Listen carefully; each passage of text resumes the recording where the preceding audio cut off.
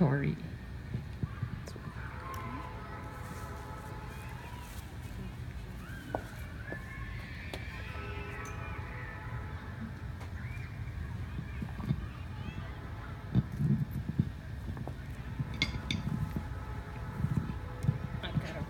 I've got a ruler here. I've got notes.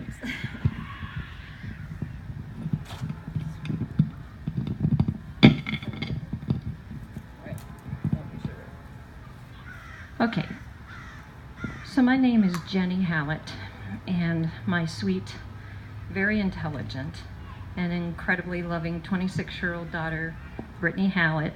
This is her. That's her picture right here. That was actually the happiest I'd seen her in years, less than 4 months before she died on her last vacation to Fort Myers, Florida. She died from her agonizing alcohol dependency when I found her dead in her bed on November 5th, 2014. Something so horrific that no parent should ever have to go through.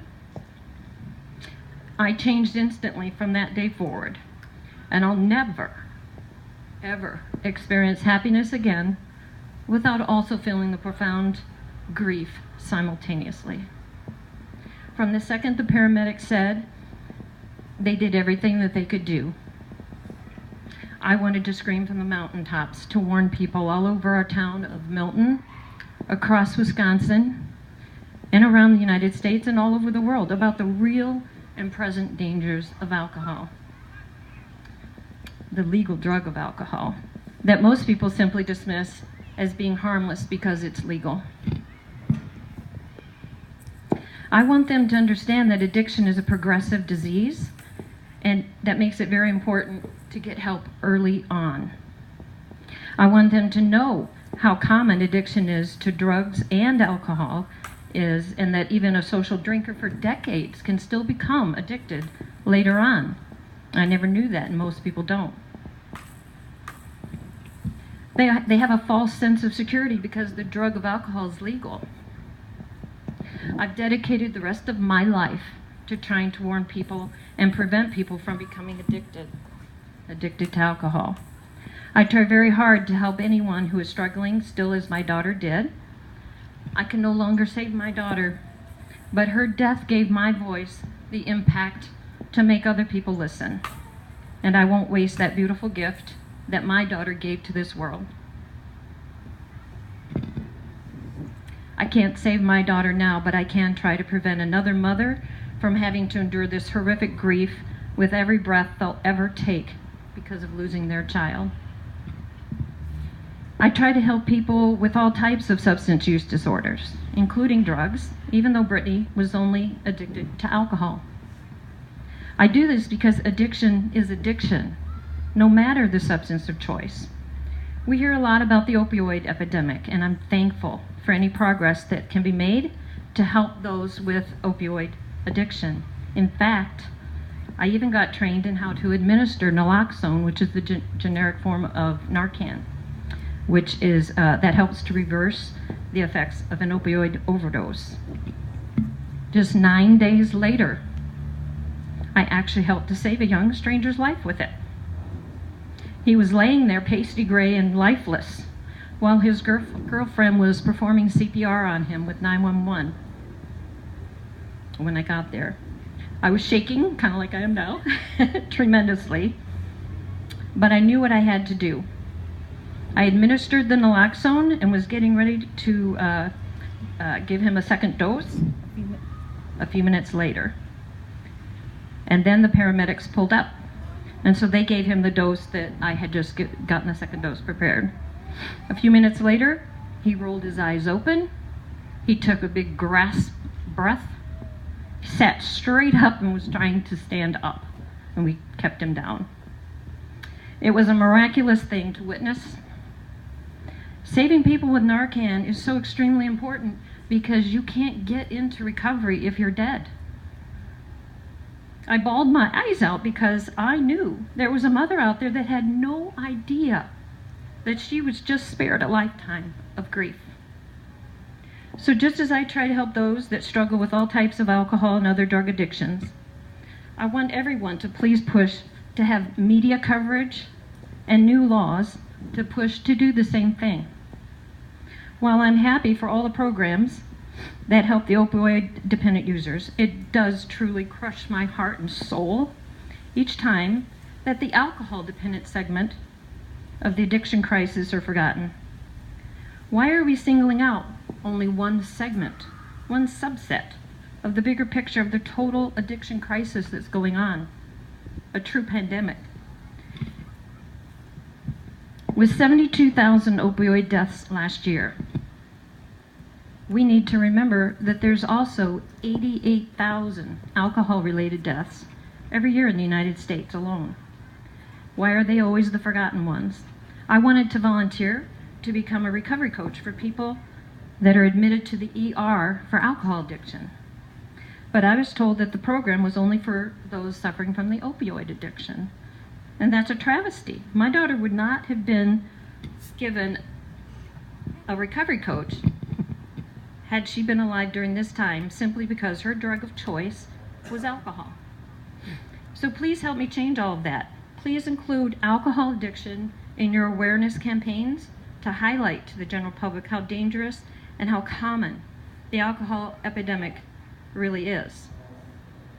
Please fight to get facilities and programs to help people with all drug and alcohol, specifically addictions too.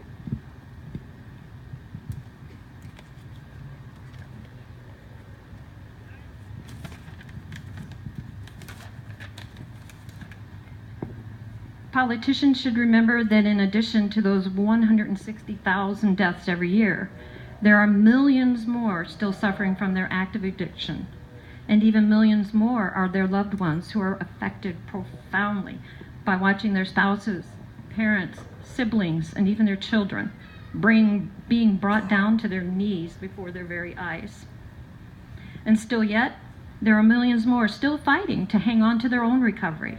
So politicians should take seriously the impact that all of those voters have on them getting elected. And I hope more policymakers will base their campaigns around helping to provide resources to combat the total crisis head on.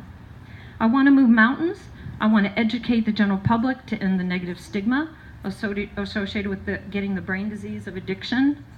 I want them to understand that just because someone can choose to force themselves to not put a substance into their mouth on any given day, that doesn't mean that the disease causing the actual craving isn't still in full swing. It doesn't mean that the insatiable craving went away.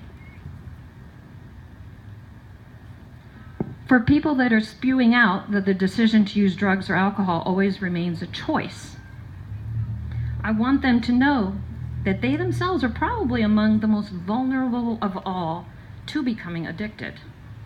Because every single person that is addicted used to believe in their lies, until they finally realized one day that they themselves had become addicted too.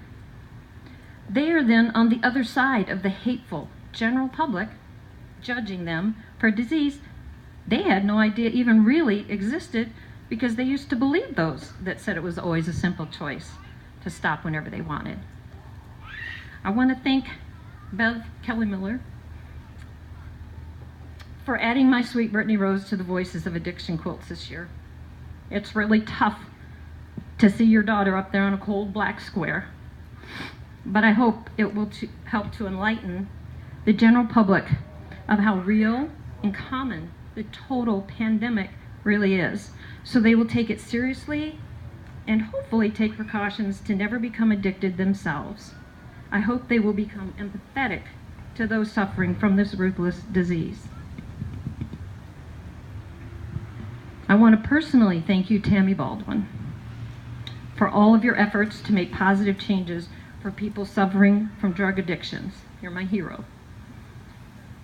And I would like to personally ask you to please also mention people suffering from alcohol addictions whenever you are meeting with anyone in the media or with other policymakers. The public needs to hear the words drug and alcohol together when talking about this epidemic, so they realize that alcohol is just as devastating as other types of drugs. It's really an addiction crisis that we're fighting. Each drug of choice has its own issues that need to be dealt with, but together it's one huge addiction crisis. I'd like all lawmakers to please consider significantly raising the alcohol tax to help deter excessive drinking, to provide funds for creating ad campaigns to warn the public, for building new rehab centers, and for offering affordable long-term treatment programs for those fighting to survive all types of substance use disorders. My daughter was barely given a bandage when she needed a tourniquet to survive. She was handed a 3-foot-long rope to pull herself up out of a 300-foot deep, dark well. Almost done. Parents of adult children need to have better options to help their kids. A parent's best option should not be to have to abandon their child into the dark streets. My daughter was too lost in her illness to save herself. She needed someone to guide her out of the darkness. Together, everyone here can be the light shining the way to getting better resources and options for getting people into long-term recovery. I want everyone to know that I'll gladly speak to whoever you put in front of me for free. Let me know if you'd like me to come speak at events or schools. And I especially would like to talk with lawmakers because I really do want to move mountains. I would like to learn if you'd like to learn more about my advocacy work that I do, or to learn more about alcohol addiction, you can actually go to my website where I have a special Facebook page and an organized blog.